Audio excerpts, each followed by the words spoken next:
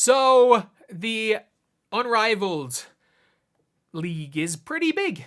It's been pretty big. And I think one of like the more viral things when it comes to Unrivaled is purely just how many like it's the social media stuff.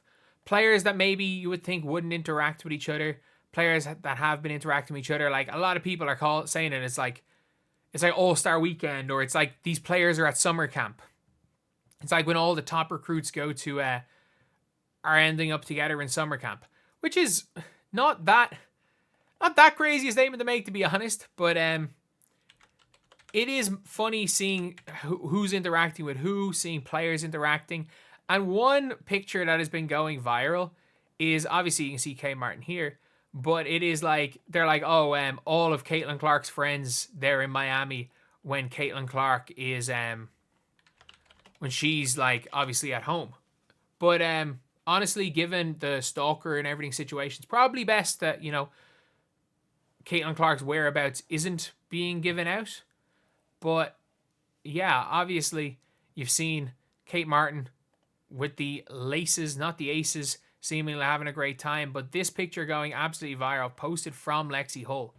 So obviously, like, we'd seen Lexi Hull hanging out with Angel Reese and her team, and people were like, oh, trade the snake, according to some people on Twitter. But you're seeing here, it's Katie Lou Samuelson on the beach with Aaliyah, who obviously Caitlyn Clark was number one babysitter for Aaliyah. And you've got Kate Martin there. So obviously it's Katie Lou, who is one of Caitlyn Clark's better friends on the team. Lexi Hull posting it, and then Kate Martin making an appearance in the background. They're like, if anything's gonna get Caitlyn Clark to Unrivaled, they were like, they just got all of her friends. The fact that Aaliyah Boston's there as well. Imagine if Aaliyah Boston's there. Imagine if there's a picture of Aaliyah Boston, Katie Lou Samuelson, Lexi Hull, and Kate Martin. It's like, you've just got all of Caitlyn's friends. And that's what people were saying. It was like the last couple of members of Unrivaled, when they were announcing it to 30, and Aaliyah Boston was at 30, and they announced Aaliyah Boston, Lexi Hull, Kate Martin, and then said there's going to be 6 more. And it's like, you've just got all of Caitlyn Clark's friends, which is why people thought there was a good chance of her being in the league, which obviously was not the case. But it's obviously, I think it's good to see these players interact. I think it is, like, obviously, if you were like Kate Martin, you are in Indiana Fever, maybe not this year, but one year you'll be. I actually think Kate Martin will be a good fit for the Fever. I don't think she'd be that great. Like, I think she would be backing up Lexi Hull. I think that's kind of the role that Kate Martin would have for the Fever. Like, I think that she would genuinely be, I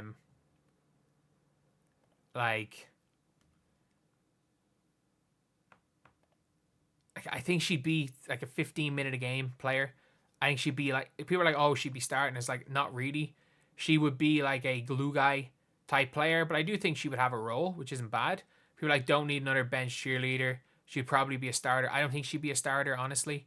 I don't think she's quite at that level. I don't think she's as good as Lexi Hull, but I do think her versatility could be very much used. We've seen her play to 1, we've seen her play to 2, we've seen her play with good players. I think she could be a player, but I do think Kate Martin's good enough to make it without Caitlyn Clark in the WNBA. I don't think she would have initially been drafted if it wasn't for Caitlyn Clark, but I do think she definitely is good enough that,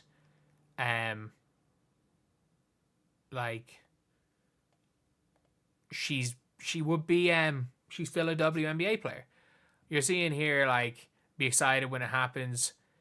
She should have always been complete failure by the Fever. I don't think it was complete failure by the Fever to not draft Kate Martin. I really don't.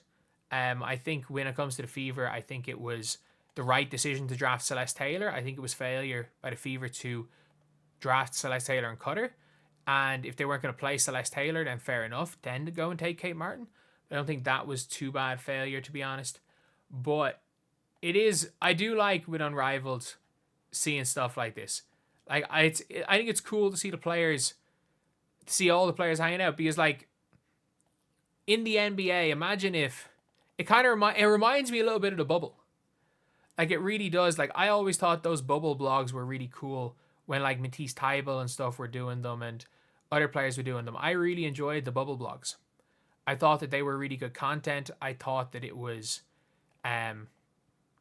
honestly something that we didn't really see a lot of. And I think just kind of everything coming around the time of Unrivaled is cool. Like, even if you've seen, like, there's, like, not that relevant, but, like, there's damn Sabrina Dorenbecker shoes coming out around the same time as Unrivaled. And I do think that it brings me bubble vibes. And obviously the Wubble was a lot worse than the bubble, but these players are now more celebrities. And I think we're probably gonna see like Unrivaled blogs, maybe not full YouTube videos, but with the rise in TikTok, and since 2020, we're seeing all this type of stuff. I do think these players are going to become more celebrities. And I do think, like, look, you can say what you want about Unrivaled. I think they've done a good job of tapping into, like, the relevancy of basketball culture, especially around the WNBA. And I think that they've done a good job tapping into the positive parts of it. The positive parts of the WNBA culture, rather than being too focused on kind of the negative parts, which I think the WNBA did. So I think that I think Unrivaled honestly have done a really good job, and I will genuinely give credit to Alex. I'll give credit to Nafisa Collier. You give credit to Breanna Steward. Any of these players that have been kind of there, and honestly the players in the league for making it interesting. So yeah, what do you guys think? Do you guys think that the Fever players looking to recruit Kate Martin is a big deal? Because I think it's cool. I do. I think it is cool to see the players hanging out, players that people are fans with, are fans of. Like, people became fans of, obviously, Katie Lou as a person, maybe not so much as a player because she was quite poor. But I've heard Katie Lou's been hooping as well in the in Unrivaled, which is going to be a really interesting thing to see. Like, we've been looking at passes being thrown by Katie Lou Samuelson. It's like, okay, this is like UConn Katie Lou again. Like, that type of a quick pass to a cutter.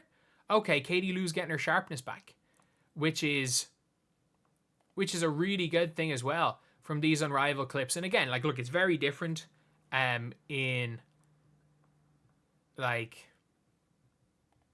when we're talking about, say, full court, and when we're talking about half or full court 3-on-3 and full court 5-on-5.